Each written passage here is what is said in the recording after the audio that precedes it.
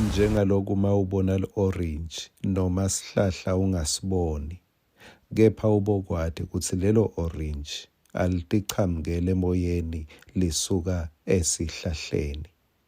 Jesu ukhuluma ngemagama lamabi kuthi umuntu ngeke akhulume emagama lakabi uma ngabe inhlitiyo ikahle.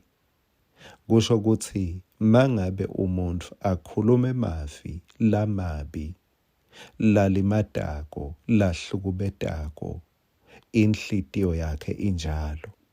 Singayibamba imihlangano yekulungisa emagama, kepha uma inhlitiyo ingakalungi, emagama lakaba yawuchubeka abe kabi.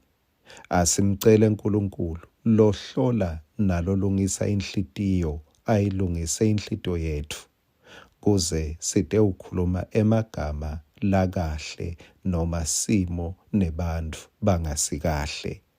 Singwaselusuku sakavuka uhle.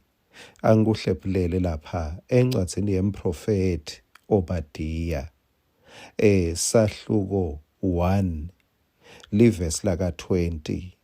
Lama Israyeli ladzingisiwe laseKhenani ayawulidla lelo live lize liyewukuma ngeSarefathi.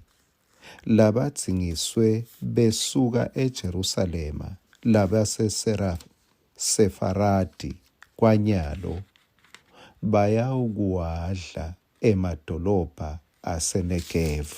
Ngicela udwebele nje lamagama lathi labaka-Israyeli labadzingisiwe batawulidla lelo live, bese la kulo kwesibili labadzingisiwe besuka eJerusalema labaseSefaradi kwanyalo.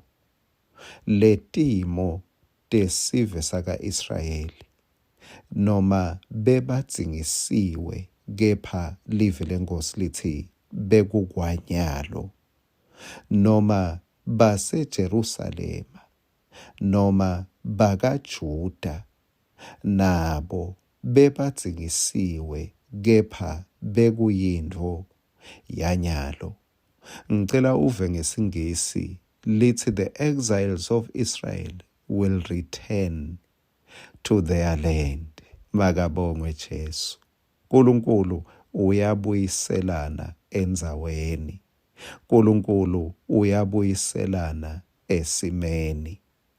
Uyabona manje, mangabe ungagubha nje noma ugubha lidamu, bese kumbe uba nempombi noma ugubhe umsele, lota awufaka lamanti kulelo damu.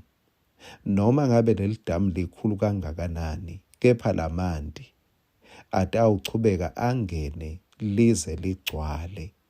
Mangabe lamanti ungawavumeli ngekuwavulela umsele ukuthi aphume aye engcenye, agcina atitfolele indlela yekuphuma. uNkulunkulu utawukwenta uyithole indlela. Noma kwanyalo bekungazuthi iminyango yonke ivalekile, kepha ngenxa yekugcwala kwemusa indlela uyawugcina uyithola.